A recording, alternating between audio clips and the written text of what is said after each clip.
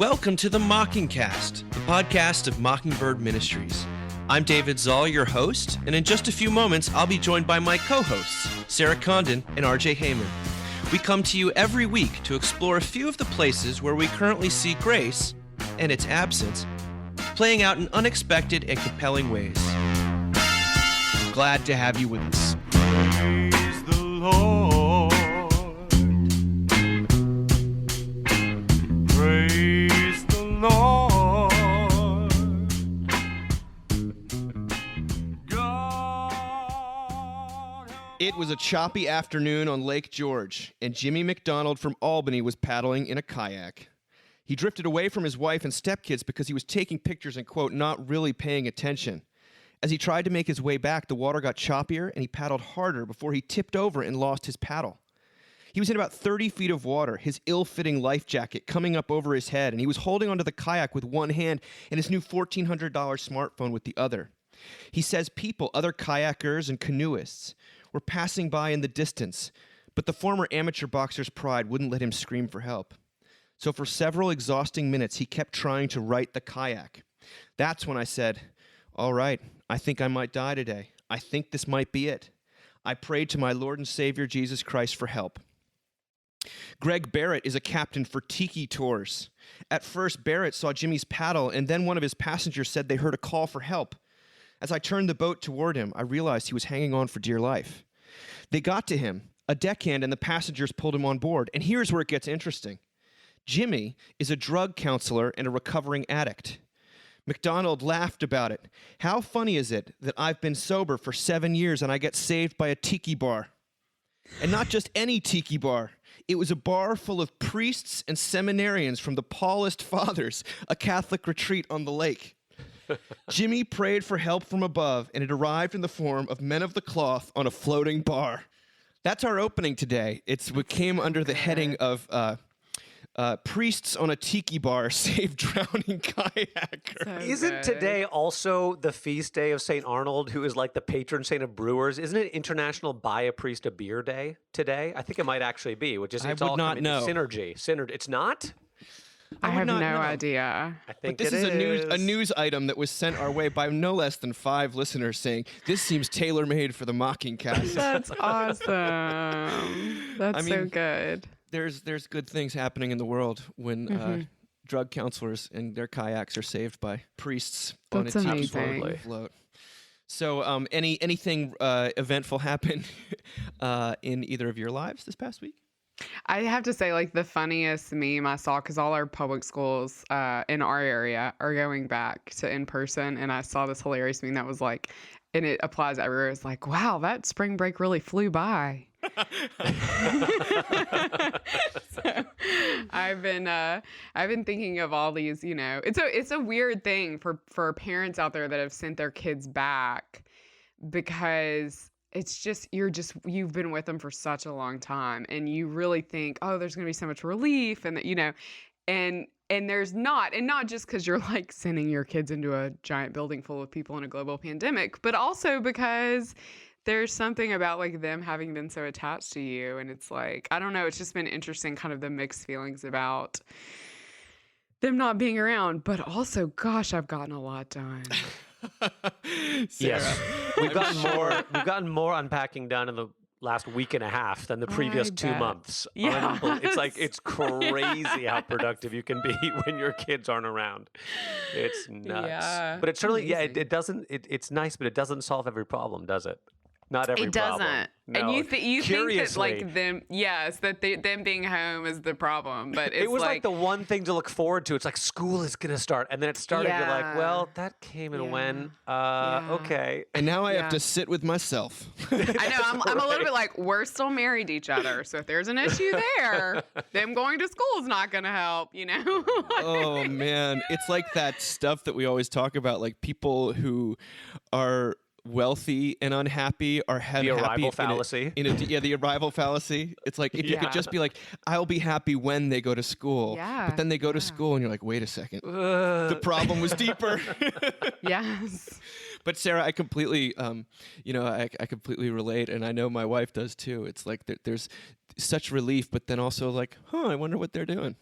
Right, because you've been around them so much. You're like, do they like their lunch? I don't know, Should I put Pokemon on in the background just so I feel oddly comforted? Like, I told Jamie, I was like, you need to stop texting Jackson. Let him be at college, for God's sake. And she's like, come on, I'm a mom. I have nothing going on in my life. I need to know what's happening. yes. Well, RJ, how is it? What's the update there? He's doing great, actually. He's super happy in Austin, has a great little group of friends, and they're hanging out and I'm sure in a totally safe, socially distanced kind of way. But all their classes are online. He seems to be really happy. Our 3-year-old is happy. Our sophomore is okay.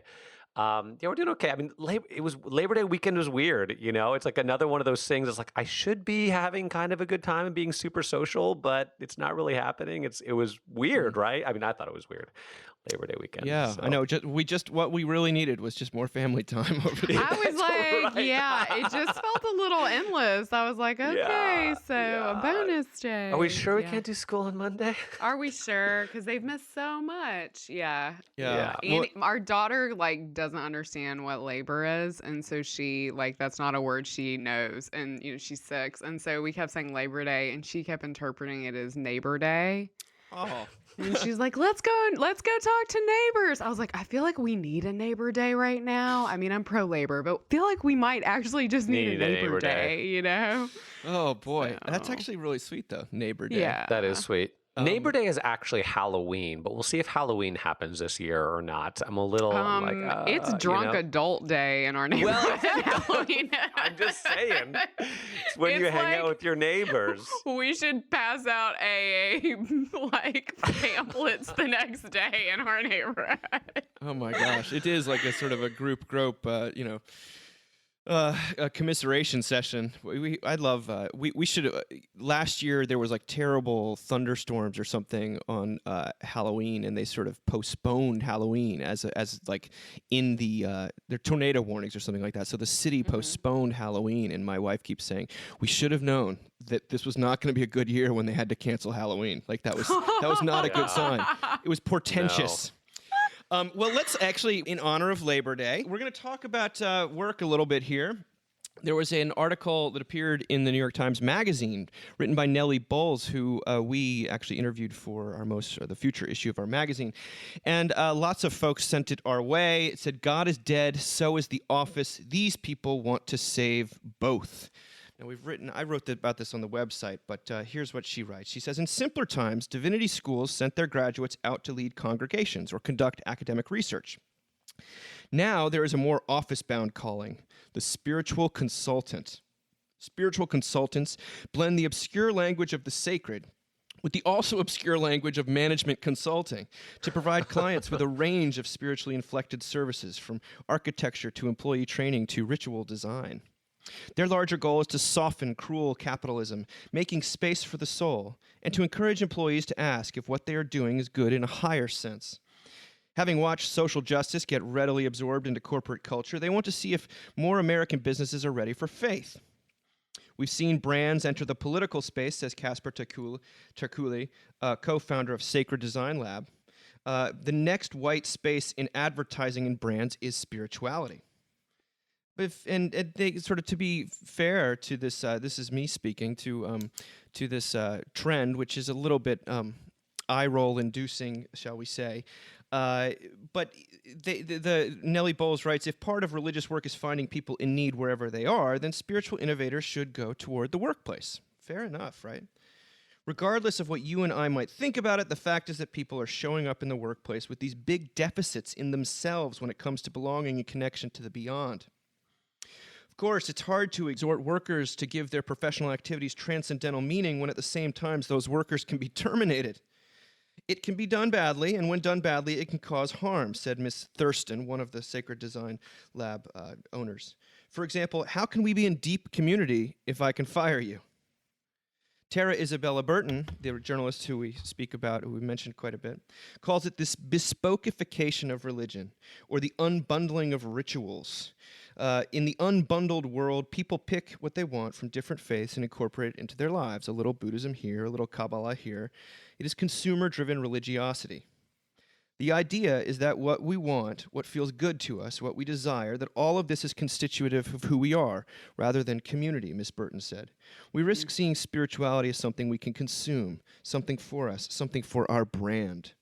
What are your impressions of this article, which describes a real, sea change or watershed movement? I don't know how big it is. It's certainly a seculosity kind of hashtag all up and down it. But what stuck out to you guys about this? I first of all, I think there's a profound need for people to have a spiritual life, and a lot of people don't. And so I think that on some level, right, this makes sense that people are needing this.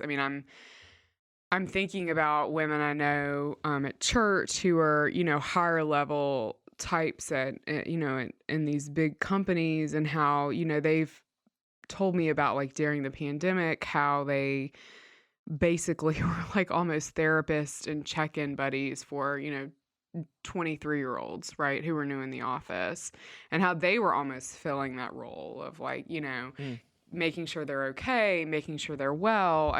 You can call it a therapist, you can call it a mom. These women, I don't talk to men probably in the same way I talk to women, but I know many women who have had to fill that role, and they're like, either like high up at these companies or they're HR or whatever. So, I think the need is profoundly there. It's complicated. It's kind of like Peloton classes, which I thoroughly enjoy.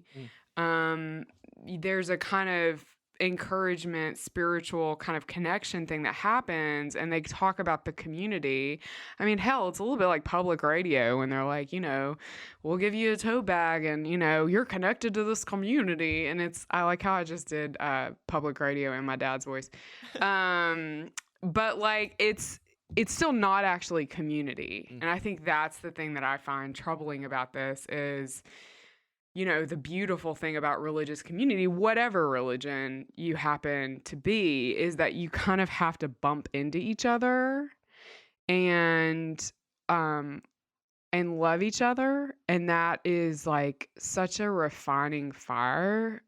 At least in my life, it's been, it's made me a more forgiving person. It's made me a more patient person. It's made me a more humble person. There's more humility in my life. And so I guess I just, I understand the need for this, but it makes me sad because I don't think you get that same kind of refining thing. Do you know what I mean? Yeah, totally. Totally. Especially not if you could be fired. Right. Well, there's that. That's a whole other thing. There's a reason why they hated Toby in the office, right? He was the HR guy, but like he was also the HR guy. Yeah, totally. So. Well, Sarah, you used exactly the word that I came to my mind, or I just felt sad. Like this, this whole thing made me kind of sad. And it really felt like, and this is kind of a heavy word, but I'm going to define it and use it anyway.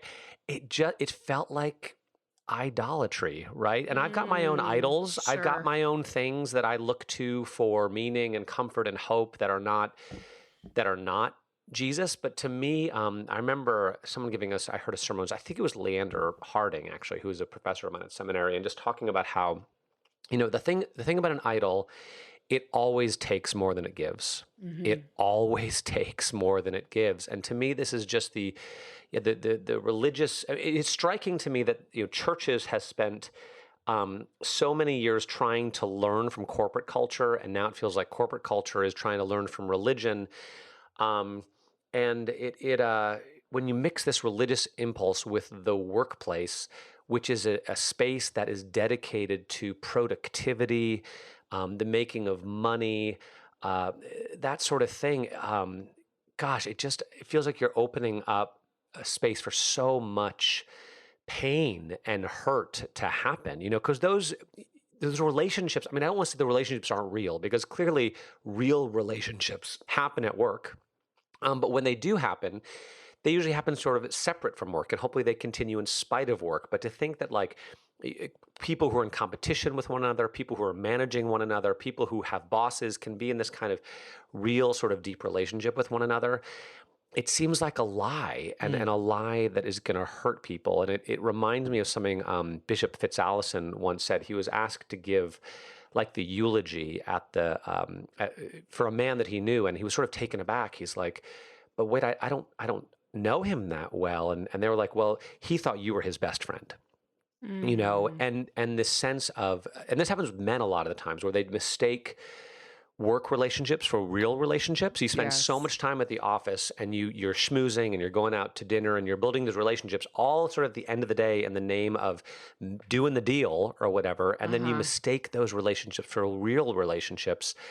And when you find out they're not, it made me kind of sad and a little bit nervous. And I guess the last thing I'll say, it reminded me of, we talked about Tim Kreider, I think, last episode a little bit. He has a great essay in We Learn Nothing called Work, a Manifesto, where he talks about kind of the Protestant work ethic, the Puritan work ethic, which is kind of, taken over America, this religion we've made out of work. But he ends it by talking about, like, let's remember, after all, in the Bible, work is a curse, right? It's a curse in the Garden of Eden.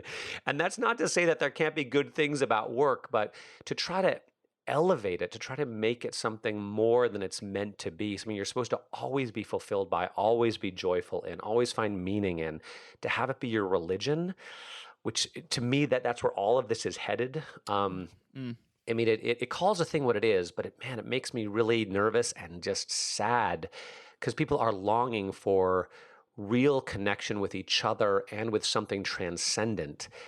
But I just have a tough time thinking you're going to find that through some seminary-trained office spiritual consultant. It's bizarre. I mean, I keep wondering, like, how much of your life has to be at work. Yes. You know what I mean? Like, that's the other question. And I think Europeans reading this and being like, you people, like, what is wrong with you? Like, come on. I do it is an interesting, like, question. And Dave and I were actually talking about this earlier this week. But as, like, quote unquote professional Christians, I think people assume that my spiritual life is really bound up in my work.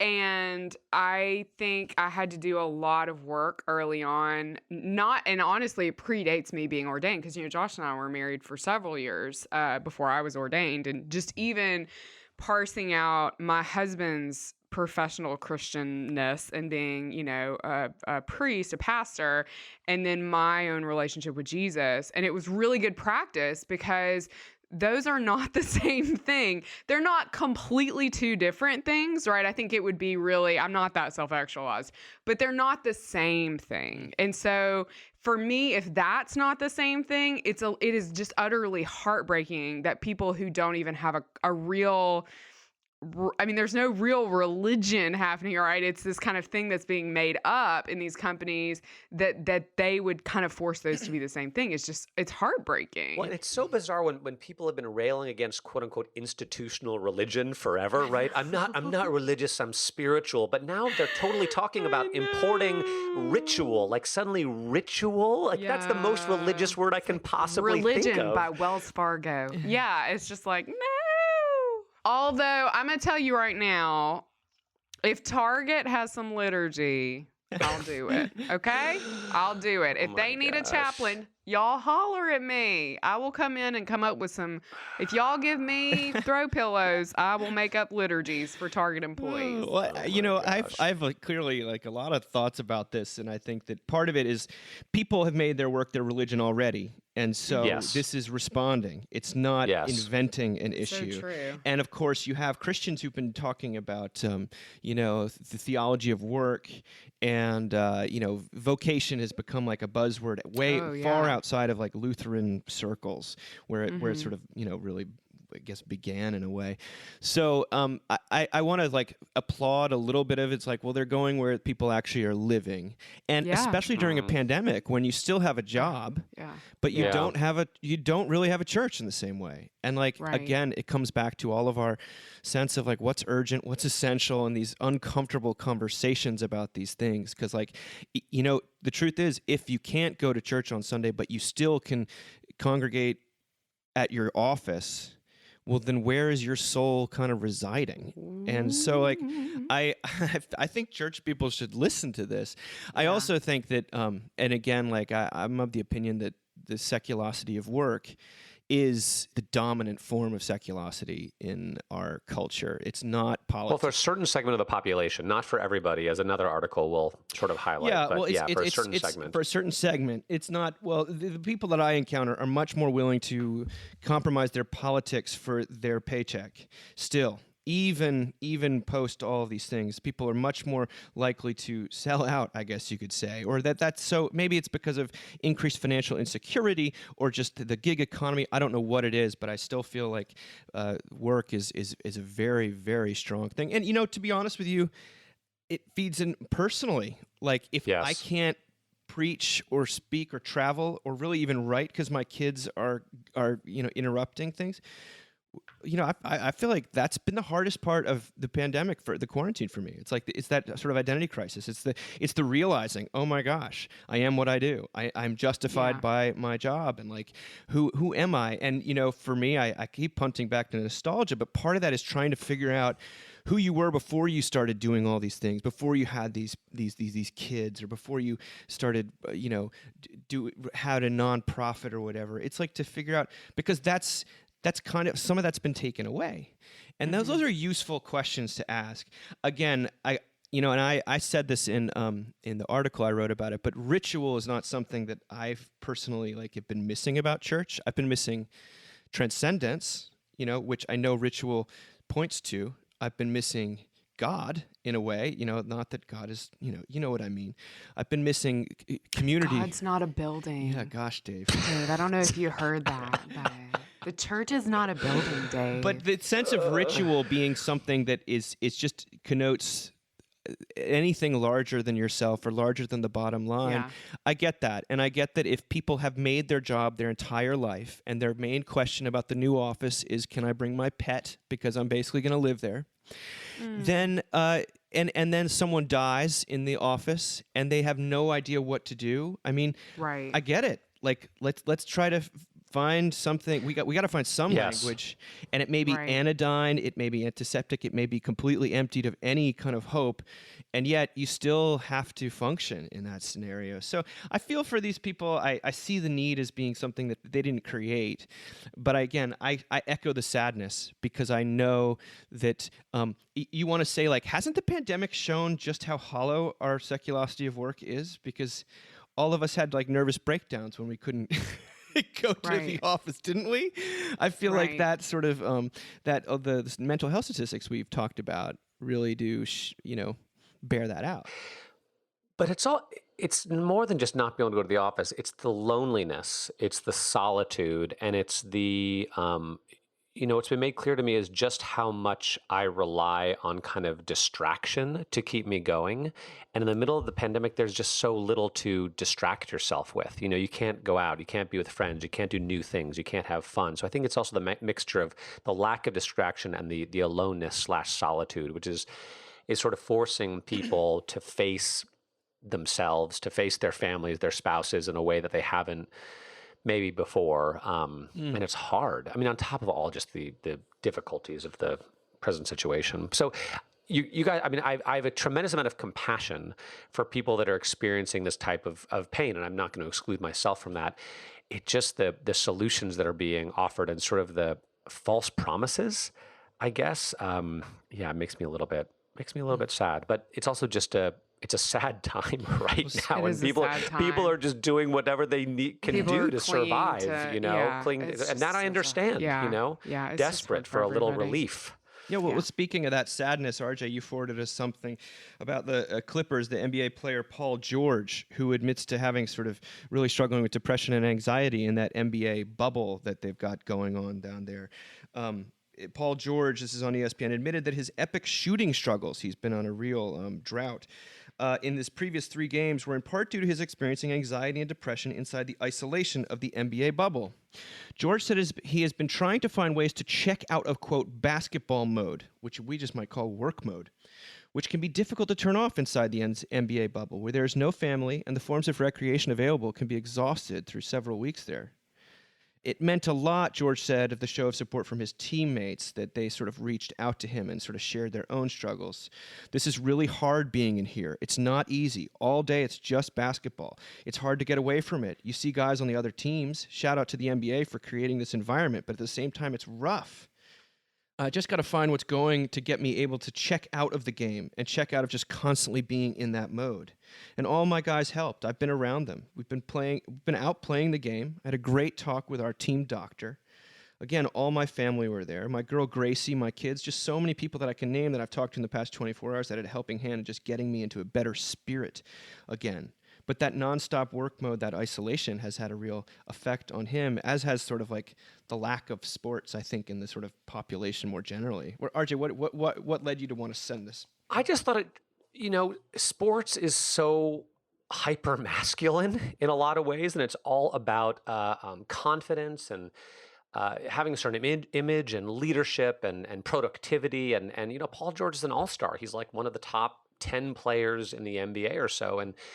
And I just found it tremendously encouraging that he had the courage to step out and call a thing what it is, to talk about his depression, talk about his anxiety, and then for other players in the NBA to admit that they're struggling with the same thing, that this is falling just as hard on them. And I think, especially for men, it can be very difficult to admit this sort of thing. And so I found it hopeful that he was willing to tell the truth.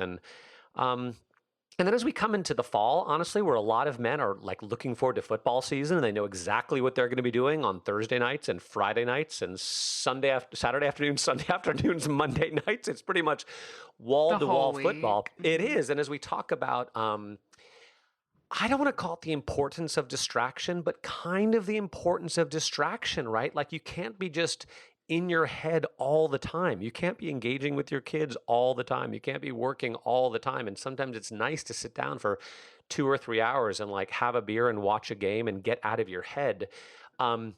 And that's not yet, it looks like it's coming, right? College football is kind of coming, but it's not what it's been in the past. And I'm sure there's a lot of guys out there that this fall just isn't quite seeming the same as it usually did, especially if they're the type of person who has season tickets and is used to going to their college football games or their NFL games, or that's kind of so I want to have compassion on those guys out there who are feeling a little overwhelmed, a little too much in their head. I find it encouraging that a guy like Paul George and other NBAers were willing to step up and talk about this, as others have in the past. Kevin Love, another great player on the Cavaliers, has talked about his battles with kind of, mental health, basically, is what it is. And then I guess the last thought that occurred to me, it's such a funny name that's been given to this little phenomenon in Orlando, the NBA bubble. The idea is that everyone is in one place, you can't leave, you get tested, and if everyone's clean, they'll all kind of stay clean. But the truth is they are living in a bubble and they can't get out. And here they have kind of everything you think you would want, right? They're with all their friends. They're doing exactly what they love to do. They're getting paid millions of dollars to do it. They're hugely famous. And they're still kind of sad and depressed and anxious, Talk about the arrival fallacy. And he minimizes a little bit, but he doesn't allow minimization of his pain to prevent him from telling the truth. And to some degree, I guess that was my penultimate thought. My final thought was, we're all kind of living in bubbles right now, right? Each of our own households is kind of a bubble unto itself, and our work maybe feels like a bubble as well. And it's like we have these interactions with people, but they're all they're either way too close, because we're all together, or if it's people outside of our own particular bubble, there's a distance, there's a filter to it that makes it more difficult. So I just, again, anytime I see a man, and like telling the truth about his struggles to be okay, I find that really encouraging, because I think it gives permission to a lot of other people, and maybe specifically men, to admit the same thing. I love that, RJ. I am not, I don't watch sports and I don't get it. And I wasn't raised in a household with sports. But I did weirdly marry someone who's very into sports. So there's been a lot of basketball at our house. But I I have like my own television ritual that has been like really important for me. That has kind of emerged where every Tuesday night I watch RuPaul's Drag Race which is not about drag racing. I feel like I have to tell everyone that because people in another sphere in my life thought I was really into drag racing. It's not about drag racing. But we watched episodes together, like in like live text on our phone, which I've literally seen my husband do with RJ before when there's sports games on. And When his dogs are playing, I wanted them to beat Alabama so bad. Anyway. But it's like I look forward to it every week because it is in so many ways. It's competitive. It is a little like sports. It's all men. It's competitive. But I would not call it hyper masculine. After a fashion, yes. Yes, but here's what it is. It's completely something different, right? Like it's Yes. not.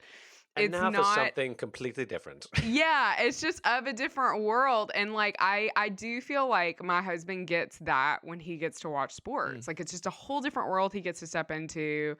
And I never thought I would feel like bad that like, I mean, feels like football's up in the air a little bit. But I feel bad for him and for these guys that really love to watch this stuff because I know I've kind of counted on that, little ritual every week in my own life. Yeah. So, Well, it roots you in yeah. the present too, because like that's one of the things that people say about in the age of streaming. A live broadcast of a sports Yes. game or an Yeah. award show is about the only thing left that will take you Yeah. into the present and in which you can have a communal experience. I mean, in the Yes. way that people sort of election night has become that for people. But Totally. but the stakes are so much lower, and Yeah. even in reality TV, that's still the same thing. It's being broadcast once a week, or you Yeah. have a set time you watch it with your friends, and you can sort of commiserate. And we've lost that sort of monoculture in a lot of ways because it is a community thing. It is a story that you get wrapped up in the case of sports, and yes, in the case of like competitive reality TV, there are winners and losers, and you kind of can be emotionally attached to one thing, and you can Sure. watch these dramas play out. And I think that that is tremendously therapeutic for people who are otherwise going to. We all need a little bit of that. Not only the present tense aspect, but to watch, the victory happen and loss, and we can deal with these things that are going on in our It's own mass lives. therapy in some weird That are ways. going on in our own lives if they're a little detached and they're sort of out there, I think. And so I lament that too. Even though, again, I'm not a big sports guy, but I just finished the recent season of Alone. And it was, I watched that. And you were present tense. rooting for your Nationals last year and your Cavaliers, in Charlottesville. That's true. You've had The some, Kate and I've been some watching sports high moments. My wife and I've been watching the U.S. Open, and just this, it's just so eerie. There's like bizarre. there's like one coach in the stands and maybe a journalist, and That's crazy. it's a very yeah. what do we make of this going forward? Well, let's go out of sort of basketball mode, and as RJ mentioned, an entire segment of the population that perhaps we're overlooking when we talk about this. This is from Chris Arnade, who wrote that wonderful book, Dignity, and we talked about Back Row America and McDonald's and churches. He wrote a piece for the American Compass called Dignity to Endure, it was for Labor Day. And he was writing about sort of the misunderstandings of work from that he sort of perceives as someone who spent a lot of time with the sort of back row America, the lower echelons of society. He says, for our technocratic class, politicians and the elite media, their resume and career define who they are. They are careerists, so they assume everyone else must be a careerist. And they look at everyone else working, including the guy in dirty clothes driving the F-150, and assume he is a careerist as well, just one in a different and mostly icky career. Or if they do acknowledge careerism isn't for everyone, they end up romanticizing manual labor. They do this because the alternatives are too uncomfortable, that their comfort and lifestyle requires the labor of people who are not enjoying the laboring at all. Many Americans see work as a thing to deal with, that hopefully gives them enough stability or money to have a shot at being who they really are, which is a good father or a good mother or a Bucks fan or a great golfer or a rising dirt track racer or the person who throws the best block parties or a reliable singer in the church choir or a competitive barbecuer or a good solid friend that will do anything to help anyone else out. Or someone, quote, keeping their head above water and doing it without losing their cool because it is easy to lose your cool in this crazy world. That doesn't mean they don't want to be good at their job, but there are a lot of hard jobs because life is hard, and a lot of people would rather focus their energies on being good at their lives. Work is only a part of that. Let's not try to make it the only part. I thought it was a helpful reminder. And he tells a bunch of stories of people that are, just making ends meet, working at Waffle House, and really, just that work is a means to an end. It's not an end in itself. And, I can't help but be someone who derives enormous sort of spiritual and emotional income from revenue from his job, to say like, well, that's kind of nice, And although the pandemic might take away your actual paycheck, it doesn't therefore take away your soul with it, So I don't know. What did you guys? Does it resonate with you at all? I mean, I guess it hit me in a different way. It just, I come from people who do hard labor and who, for whom their identity is not bound up so much in their work. My parents certainly don't fit that, but they were like probably the first generation in their family that didn't kind of fit that model. So when I read about the mother with the child, at McDonald's, who she's kind of set up with an iPad in the booth, and who falls asleep there, that's like not super far off from who I am. And so I'm related to people who could do that. That would not, and who might have to do that. And so, I really appreciate us not romanticizing it. I think that's a very important thing. And I guess I just appreciate us bumping into those people more and having more of those people in our lives and understanding, how hard it is. Actually, I don't know, Dave, I just come from a different place because I feel really fortunate that my work gives me a lot of meaning. I do know what you mean, though, because you and I both know, like, clergy and just professional Christian types who have lost their job and then basically are like, well, I guess I'll just walk to hell now, because so much of who they were was bound up in it. And there is something kind of incredible about the idea that you might lose your job, being a sanitation worker and then, go on to maybe, do menial work at a hotel. But I know that sort of living on the edge thing, because again, we have that in our family. Financially is really scary. So I don't know. I thought it was really powerful to be reminded about what the daily existence of people who live on the edge looks like. I know we try not to do comparative suffering, but it's really important for me as someone who, feels like, oh my gosh, we've just had like the longest summer ever. It's just been like a lot. So glad we got away to New Orleans to that hotel. It was like really nice. No one was there. And the woman at the front desk basically told us she had every job. So like we needed towels, it was her. If we needed a pool key, it was her. I think she cleaned the rooms. It's good for me to remember that I'm super freaking lucky, Yeah. I don't know. I think I think there's a certain amount of gratefulness and also a certain amount of concern, care, and maybe even on my better days by the work of the Holy Spirit action that comes out of that realization. Yeah, the article brought up for me that classic question of like, do you work to live or do you live to work? And I think all of us, I will speak for myself. My sense is all three of us probably are more in the live to work camp than in the work to live. Right? We don't see our work as a means to an end. And there is something, I go back and forth, right? Because on one hand, it's like the idea of spending 40 hours of every week, a third of your life doing something that you kind of take or leave. It's like, is that really what I would want to do? And at the same time, with the work that I do, so oftentimes, I'm sure you guys feel the same way. It's like you get home at the end of the day and you've invested so much emotional and physical energy in what you're doing. It almost feels like you don't have you don't have energy for anything else, right? And wouldn't it be nice to have a job that you cared about a little bit less that would free you up to think about other things to do? Yeah. other things. It feels so all or nothing, and maybe that's a lie, but it feels like in America right now, you either are a total careerist on every level with regards to your own career, your children's career, your spouse's career, you're just all in all the time, or you're not, and if you are, then you're sort of probably doing okay financially, but you may be struggling emotionally and relationally.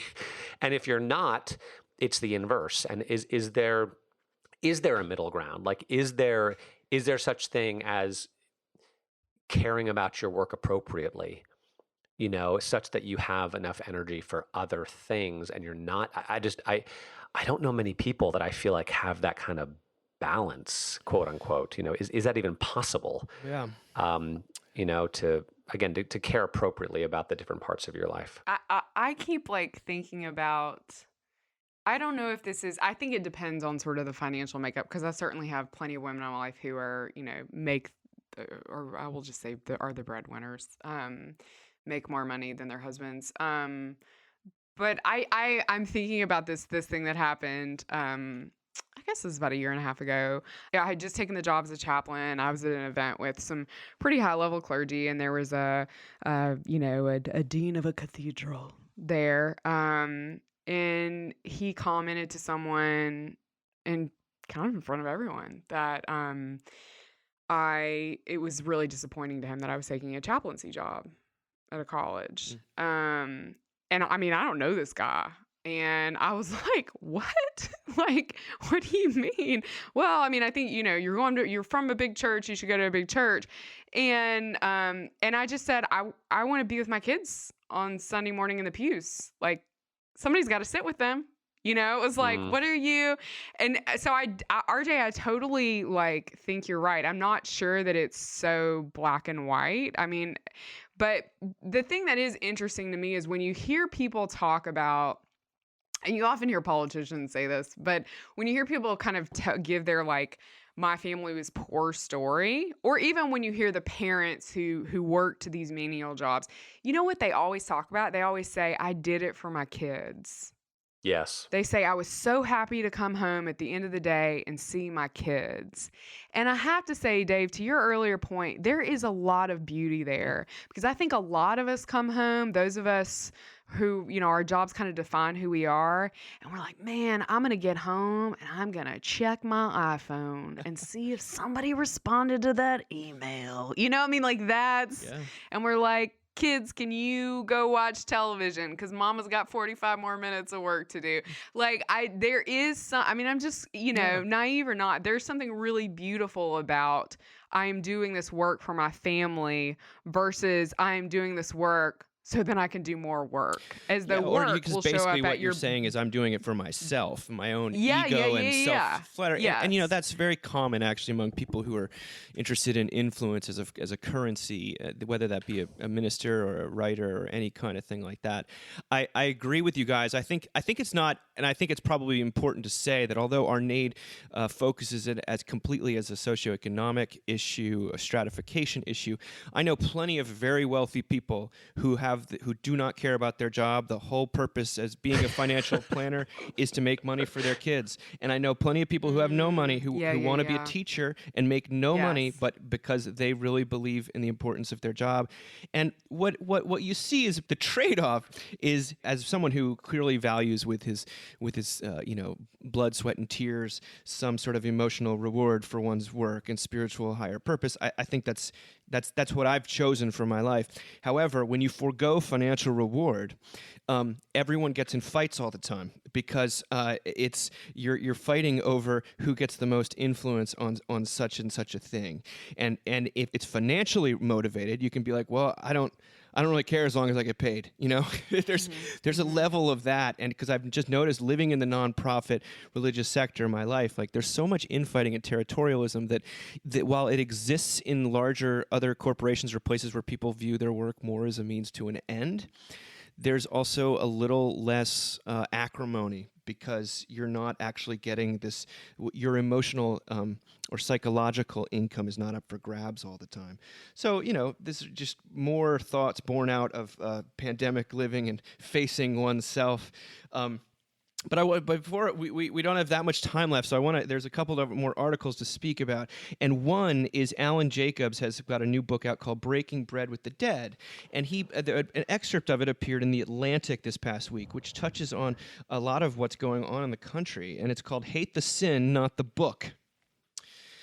And he says, as we try to manage our wild dispositions of 2020, we need two things. First, we need perspective, and second, we need tranquility. And it's voices from the past that can give us both, even when they say things we don't want to hear, and when those voices belong to people who have done bad things.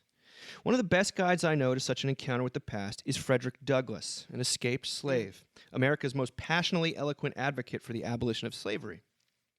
On July 4th, 1852, Douglass gave a speech called The Meaning of the July 4th for the Negro, and it is as fine an example of reckoning wisely with a troubling past as I have ever read. He begins by acknowledging that the founders, the American founders, were, quote, great men, though he immediately goes on to say, the point from which I am compelled to view them is not certainly the most favorable, and yet I cannot contemplate their great deeds with less than admiration. Yes, Douglass is compelled to view them in a critical light because their failure to eradicate slavery at the nation's founding led to his own enslavement, led to his being beaten and abused and denied every human right, forced him to live in bondage and in fear until he could at long last make his escape. Nevertheless, Douglass says, quote, for the good they did and the principles they contended for, I will unite with you to honor their memory. What, for Douglass, made the founders worthy of honor? Well, quote, they loved their country better than their own private interests, which is good. Perhaps best of all, quote, with them, justice, liberty, and humanity were final, not slavery and oppression. Therefore, quote, Douglass speaking, you may well cherish the memory of such men. They were great in their day and generation. End of quote. In their day and generation. But what they achieved, though astonishing in its time, can no longer be deemed adequate. This is Jacobs. Indeed, it could never have been so deemed because they did not live up to the principles they so powerfully celebrated. And so Douglass must say these blunt words.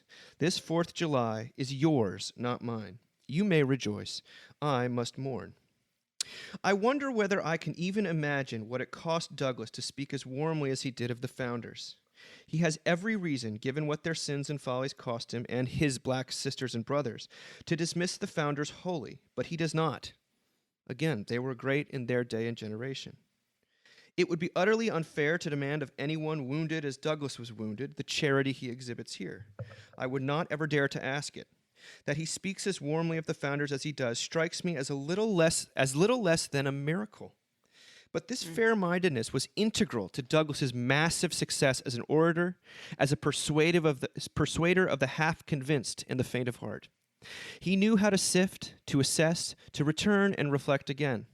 The idealization and demonization of the past are equally easy and immensely tempting in our tense and frantic moment. What Douglass offers instead is a model of negotiating with the past in a way that gives charity and honesty equal weight. Reading those figures from the past, even when he disagreed strongly with them, gave him some perspective on his own moment. And because they left this vale of tears, some tranquility as well. After all, the dead can't talk back to us unless we invite them to. We control the encounter. We decide whether to pay our ancestors attention. No one demands anything of us. Those figures from the past are willing to speak to us when we are willing to listen. They may sometimes speak words of offense, but they may also speak words of wisdom that we either never know or have forgotten. There's a lot there, and I've ordered the book. I think it's fascinating because it feels like you can. He's trying to, with all Jacobs does, he's trying to find some sort of middle path that is both gracious and honest, as he says, to sort of balance charity and honesty. And do we embrace a wholly negative view of history, or do we idealize that history? I've been watching Lovecraft Country on HBO, which is a sort of it's a recasting of H.P. Lovecraft's supernatural horrors as a metaphor for racism in the South.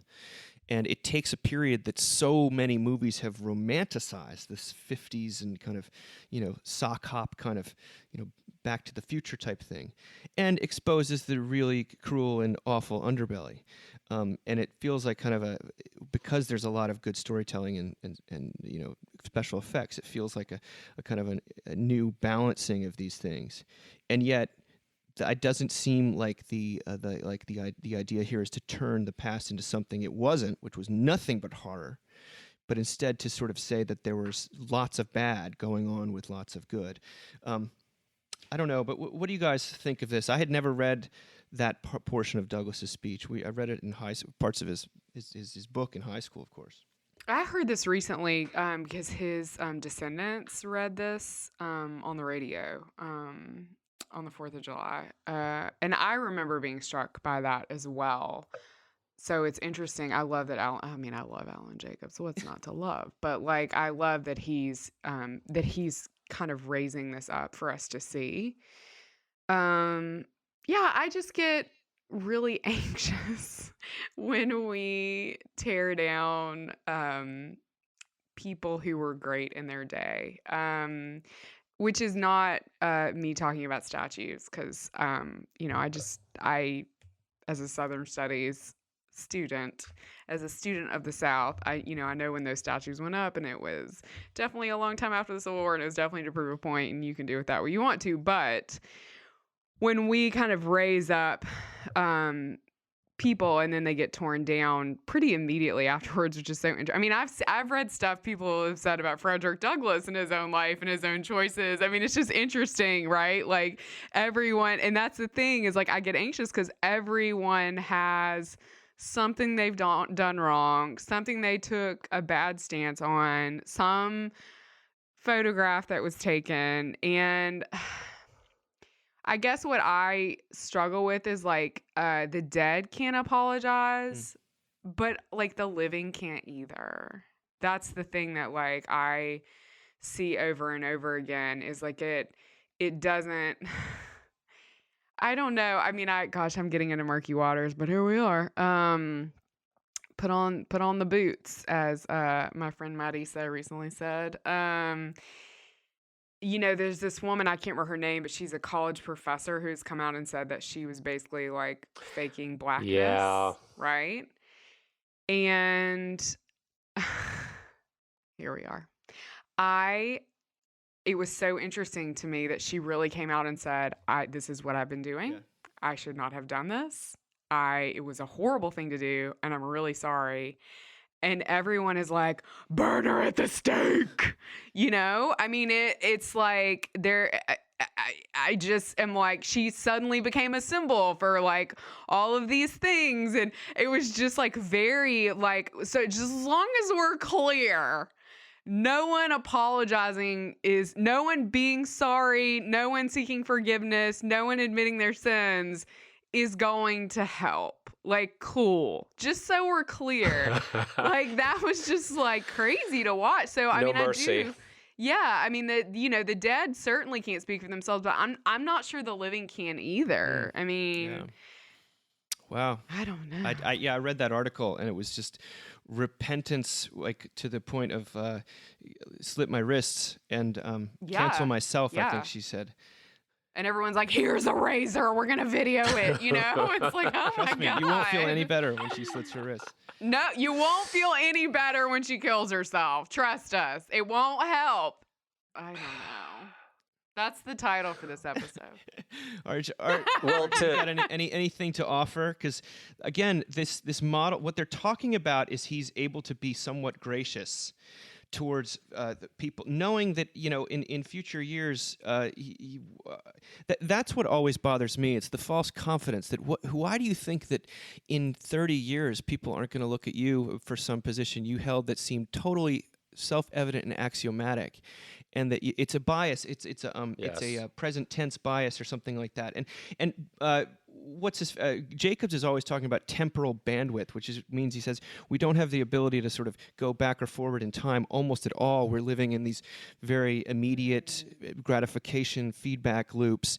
And I mean, Sarah, one of the reasons I brought this up is because you're always reading stuff from the past, like you're not just Holocaust stuff that does give you Not just perspective, which is my genre. Yes. but it does give Also a Black person Death. perspective, but it also gives you the tranquility because there isn't an immediate response. You can sort of respond how you wish, and I love that about it. And he's lauding that in fact, Douglass, one of the reasons he was so effective was because he didn't say these founders were categorically in every conceivable way evil. He was able to say, actually, they were committed to some ideals. They just didn't live up to those ideals. And how much more convincing that was to the people that he actually wanted to convince rather than just the speaking to the choir type of Totally. boosting my bass or whatever it is. Yeah. And that takes guts. It's really hard. It's a lot harder. Really, And especially because it kind of involves withholding a little bit of judgment, and it's much easier, as we talked about, to be certain and to be 100% black and white. And it also made me think of Hamilton, which my boys are so obsessed with, and how Hamilton is already getting a backlash. It was seen as the absolute tip of the top of the kind of, I don't know, cutting edge Obama era culture, kind of progressive, but re-envisioning of America is something to be proud of. And then all of a sudden, like, what is it, like 5 years later, 6 years later, it's happening it's quick. getting canceled. Torn apart. And that he is able to take the good and sort of leave the rest without glossing over it. And they do mention things in the musical, but my boys have learned more about America. It's going to be funny because they're going to think of I think they think that all of these figures in American history actually were black and Latino. They don't make any distinction in their mind. Amazing. But it's I just thought to myself, what Lin-Manuel, one of the reasons that was such a successful thing is because he was able to see the good in something that he could have just seen the bad in. He was able to see himself. I mean, that was what's so powerful is he sees him. He knows he's an immigrant, right? He sees Hamilton as an immigrant. Like there's so much of that, and I think we are so unwilling to see ourselves in the experiences of other people. We're so unwilling, especially victimizers. Yes, we're so unwilling to see our own sin, like in the sins of other people. We just want to like run from it. But it is like very. Like people in the 80s, and I mean the 1980s, did not realize all that they were getting wrong. I mean, it's just like, We don't realize it now. No, I mean, that's the thing is like. Don't listen to old episodes of the Mockingcast. Do not listen to. No, I just bought shorts that are 2 inches above my belly button because mom jeans are in. This is not a good idea, right? These are going to look really dumb in pictures in 2 years. No, they already do. RJ, you've been quiet. What's going on in that noggin of yours? Well, it was interesting. So to bring it back to sports again, Dave, you were asking me yesterday what sports documentaries I watch. I'm like, I don't watch that many, but apparently I do. Because in the latest season of Last Chance U, which is this great sports documentary. Have you ever heard of that before, Dave? It's unbelievable. It's total. I mean, Last Chance University. That's the church. Yeah, it's great. But in the latest episode, latest season, I should say, which takes place at Laney College in Oakland, California, where I lived very close to there, during college and afterwards. There's this Texas boy who is playing for this college, and he goes to live with these crazy hippie relatives he has, aunt and uncle, who live in this house that was financed by this big author in their family, who was like a huge pioneering sci-fi fantasy writer, this woman. Okay, and made the family all this money, and clearly is like the patron saint of this family. Now, come to find out years later, she and her husband were like pedophiles. Okay. God. And so it's this awful thing, but his aunt, who's again this Berkeley, I'm sure super left-wing crystal worshiping hippie or whatever, says something along the lines of, I never thought it was fair to you need to judge the author based on their work and not you can't judge people just on the mistakes they made. Now clearly she has a vested interest to say that because it's her family and it's a sort of her livelihood, and she's an author as well. But I was like, that's interesting, right? Like she wrote beautiful books.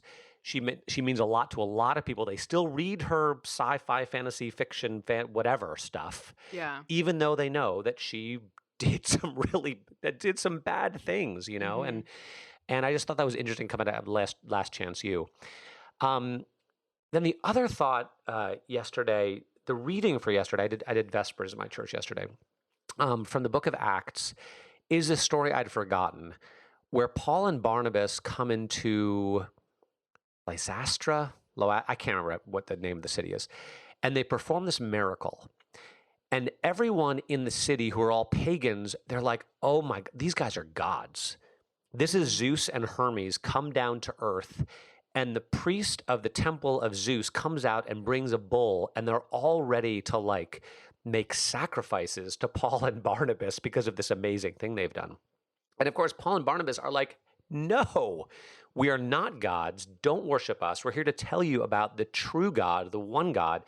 But the story ends, that despite of all their persuading, it was all they could do to stop these people from making sacrifices to them and treating them like gods. Mm. And it just struck me how human of an impulse that is, like how much we need to make gods out of men, how much we need heroes, how much we need people to worship and statues to I'll talk about statues to put up. And that maybe there was a reason in the Ten Commandments when God says, you shall not make any graven images, because God knows that no person can bear the weight of our worship, right? Or I should say, only one person can bear the weight of our worship, right? There's only one person in the Bible who does not end up being ultimately embarrassing for Right. something they did. And we can worship him, but everyone else, it's like, no. And maybe this whole cult of personality, this hero worship, it was misguided. And there was even what podcast was it I was listening to? I can't remember, maybe Radiolab or something, but they were interviewing a guy who's a descendant of Thomas Jefferson. And I guess he's old enough that he remembers a time where his family would take him to Monticello, and he would basically just run around.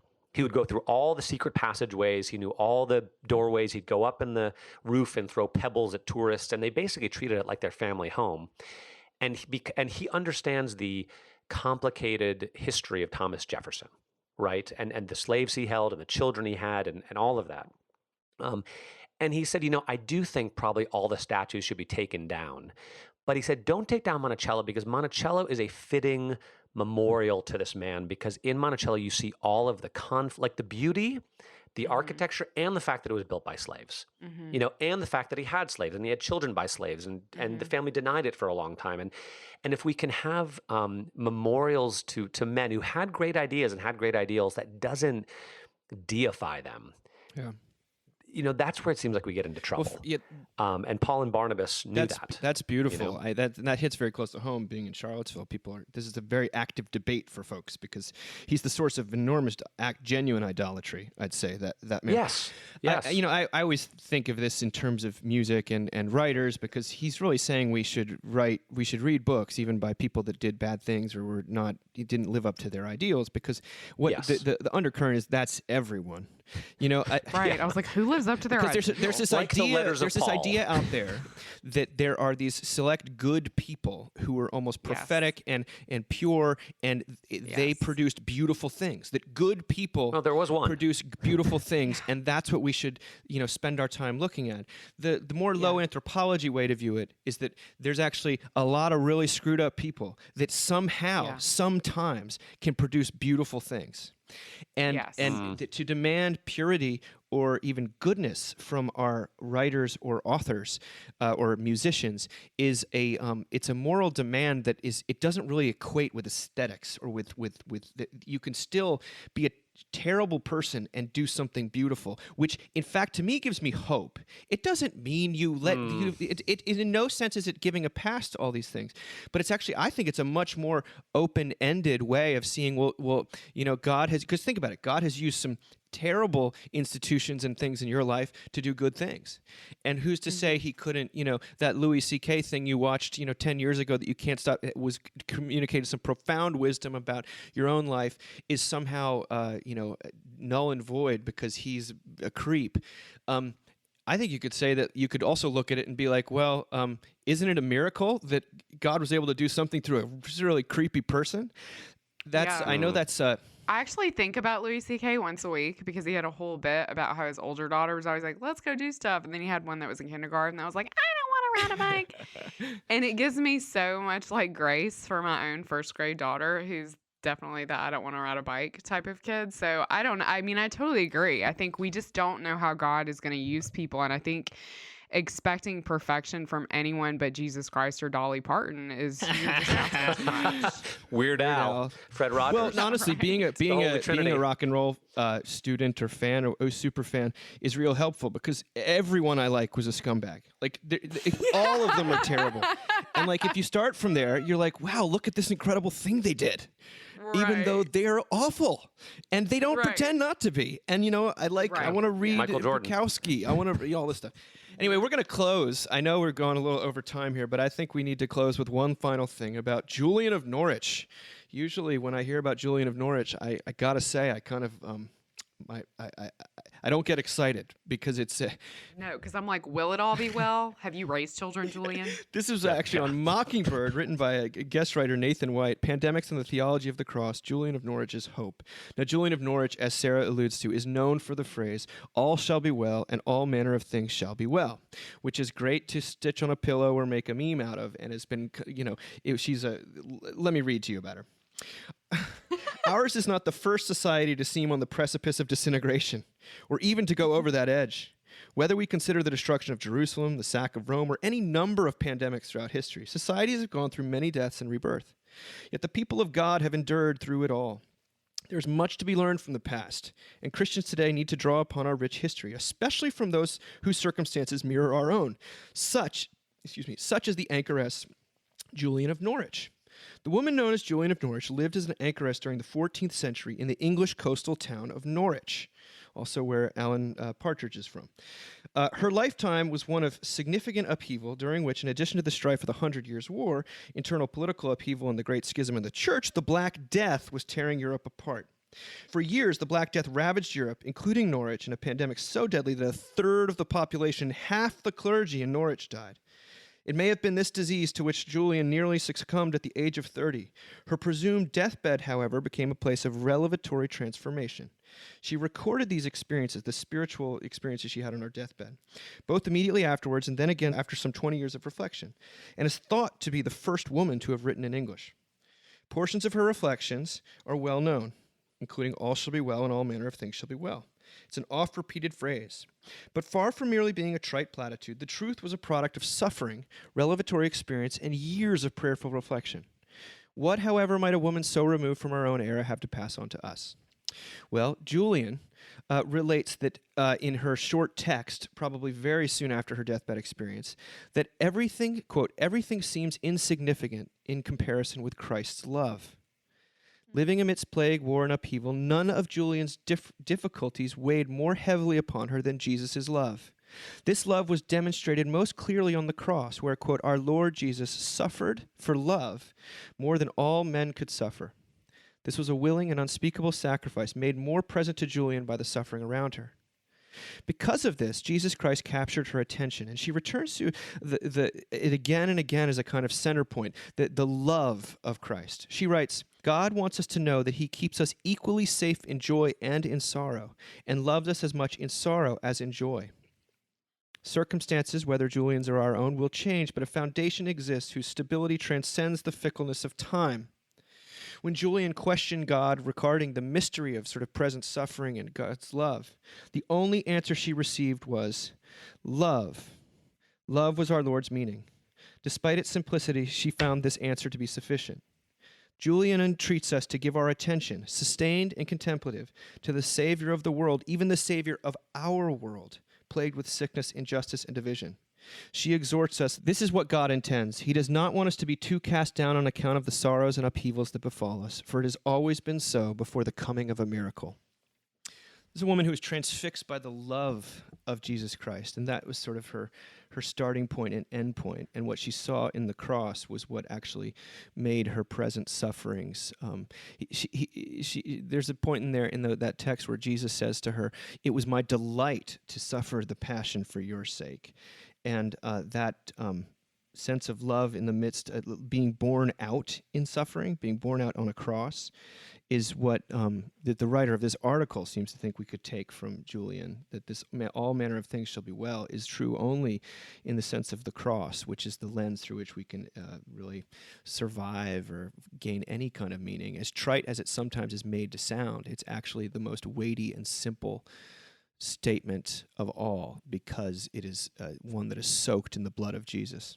One thing I really love about these women, I mean, Julian's the first, but then there's a whole flurry of them. So there's a woman called Mechtild of Magdeburg I really loved, who wrote around this time too, is that I think we're beginning to see shades of the Protestant Reformation happening in their voices. So it's always very powerful to me to read it from that standpoint, because I think, before seminary, I wasn't super familiar with these women. And then I had the seminary professor who told me that he was going to this is a quote at Yale, put all the girls at the end because we probably wouldn't get to them.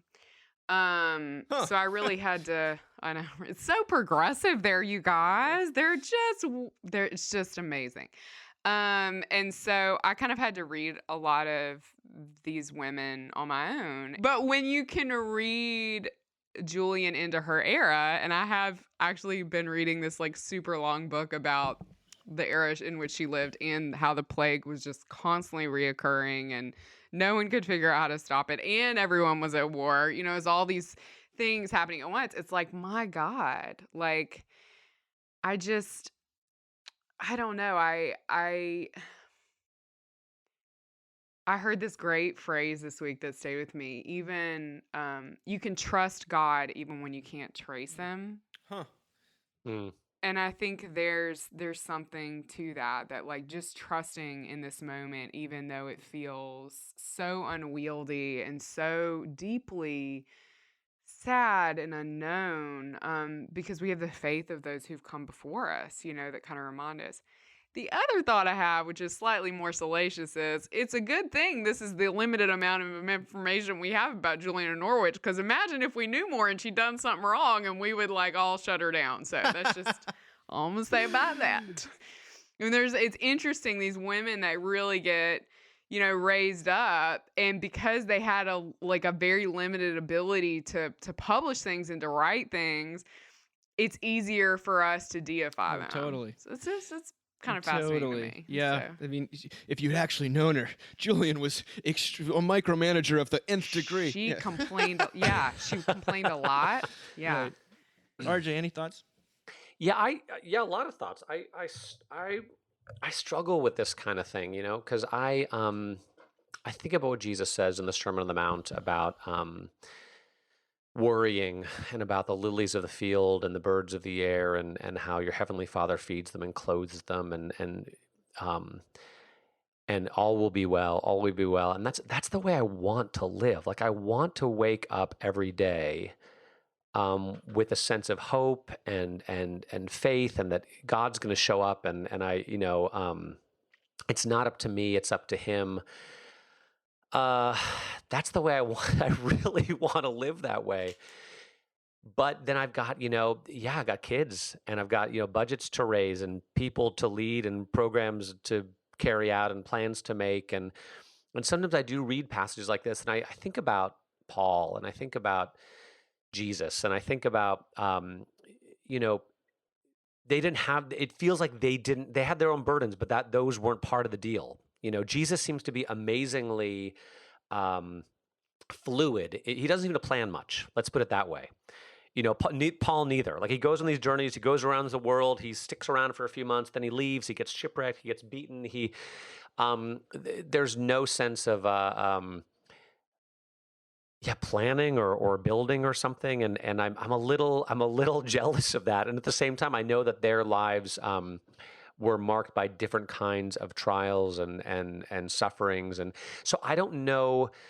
I struggle with this because I don't know where the balance is between living that kind of worry-free, faithful, day-to-day, unplanned existence versus trying to manage all the details that seem to come with quote unquote modern life. And even, Dave, in one of the groups here at church, we read that Capon book, which Mockingbird published, The Man Who Met God in a Bar. And I love the way that the Jesus figure is described as in there as someone who is both deadly serious and the most laid back person you've ever met. I think that's a really good description because I want to be serious about the things that are worth being serious about. Pain, sin, love, death, resurrection, hope, all these ideals, and to be really laid back about all the other stuff. Everything else, yes. But I'm not sure that's the way you can run a church in 21st century America, or get your kids into college or manage a household, make sure the internet is running and that, the leaky air conditioning doesn't ruin your floors. I'm speaking totally hypothetically, of course. 100%. 100%. I don't know how to do that. I really want to do that. Yeah.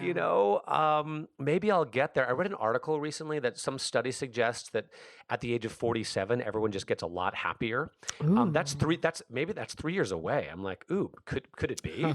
Oh my, am I just three years away from bliss? That's awesome. Do you guys feel me? Just 10 more years of misery.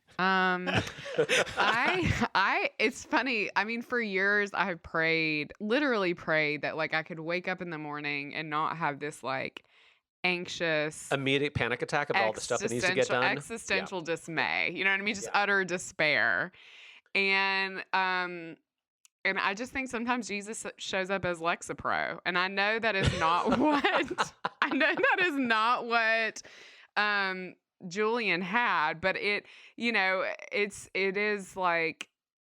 is easy to read this stuff and to forget what they were writing out of, because especially when people have these little catchphrases, you just don't have the history written, behind the potholder, right. And you need it to remind yourself of why. Isn't it the same with that wonderful hymn, "It Is Well With My Soul," or even "Amazing Grace"? Oh my gosh! These hymns, after he lost his entire family, such you want to say, okay, stories. I can trust this a little bit more. Yes. I can lean on it. I can lean on this quote, "All shall be well in all manner." If she said it. Or if he said it, one of the things that makes me think of, and I know we're coming to the end here, but I remember about 10, 12 years ago, a friend of mine who had been brought up Catholic, he was really sort of in the midst of really losing his faith or his confidence in God, and he'd been through a lot, and a lot had happened to him, and he had every reason to be upset and to really feel God's absence in his life, and he just turned to me and said, "Well, what do you make of this?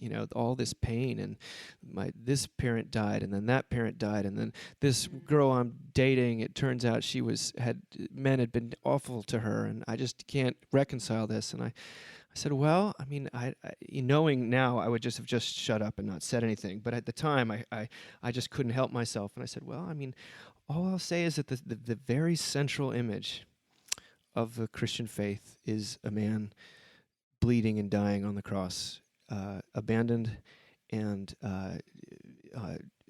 blamed and unfairly treated and suffering and bleeding.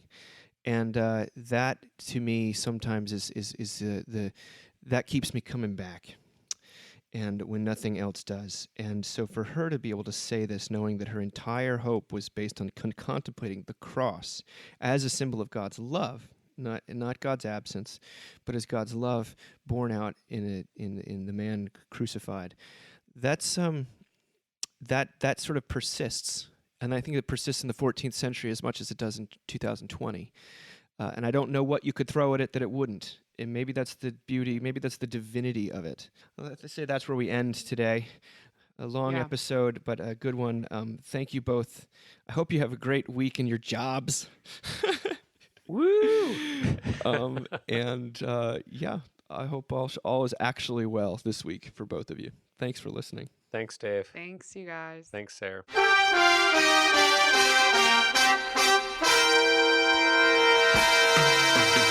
Thank you for listening. Remember, you can find us on the web at www.mbird.com. And we'd always love to hear from you at info@mbird.com. Audio production for the Mockingcast is provided by TJ Hester. And if you like what you've heard, please do drop over to iTunes and leave us a rating and review. Until next time. Praise the Lord.